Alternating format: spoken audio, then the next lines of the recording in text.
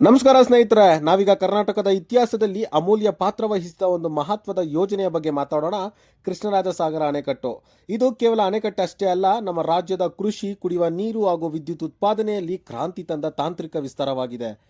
Sir M Visvesvaraya ಅವರು ಮಹಾನ್ ಕಾಳಜಿಯಿಂದ ಮೂಡಿ ಬಂದ ಈ ಅಣೆಕಟ್ಟು ಇಂದಿಗೂ ನೂರಾರು ಜನರಿಗೆ ಜೀವನದ ಮೂಲವಾಗಿದೆ. ಈ ಅಣೆಕಟ್ಟಿನ ನಿರ್ಮಾಣ 1911ರಲ್ಲಿ ಪ್ರಾರಂಭವಾಗಿದ್ದು 1931ರಲ್ಲಿ ಪೂರ್ಣಗೊಂಡಿತು. ಅದಾಗಲೇ ಈ ಅಣೆಕಟ್ಟು ನಿರ್ಮಿಸಲು ಹೂಡಿದ 13.5 ಮಿಲಿಯನ್ ರೂಪಾಯಿ ಬಹುದೊಡ್ಡ ಮೊತ್ತವಾಗಿತ್ತು. ಆದರೆ ವಿಶ್ವೇಶ್ವರಯ್ಯ ಅವರ ದೃಢನಿಶ್ಚಯ ಹಾಗೂ ಮಹಾರಾಜ ಕೃಷ್ಣರಾಜ ಒಡೆಯರ ಅವರ ಒಂದು ಸಹಾಯದಿಂದ ಇದು ಸಿದ್ಧವಾಯಿತು.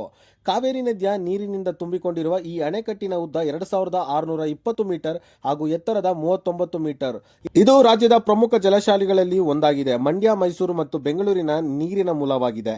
ಅಷ್ಟೇ ಅಲ್ಲ, ಈ ಅಣೆಕಟ್ಟಿನ ಬಳಿಯಲ್ಲಿ ಬೃಂದಾವನ ಉದ್ಯಾನವನ ಪ್ರವಾಸಿಗರಿಗೆ ಆಕರ್ಷಣೆಯಾಗಿದ್ದು, ರಂಗಿನ ಬೆಳಕು, ಸಂಗೀತ, ಜಲಧಾರಿಗಳಿಂದ ವೈಭವವಾಗಿತ್ತು. ನೀವು ಇನ್ನು KRSಗೆ ಹೋಗಿಲ್ವೇ? ಖಂಡಿತವಾಗಿ ಹೋಗಿ ನಮ್ಮ ಇತಿಹಾಸದ ಈ ಅದ್ಭುತ ಹೆಮ್ಮೆಯ ಸಂಕೇತವನ್ನು ಅನುಭವಿಸಿ ನಿಮ್ಮ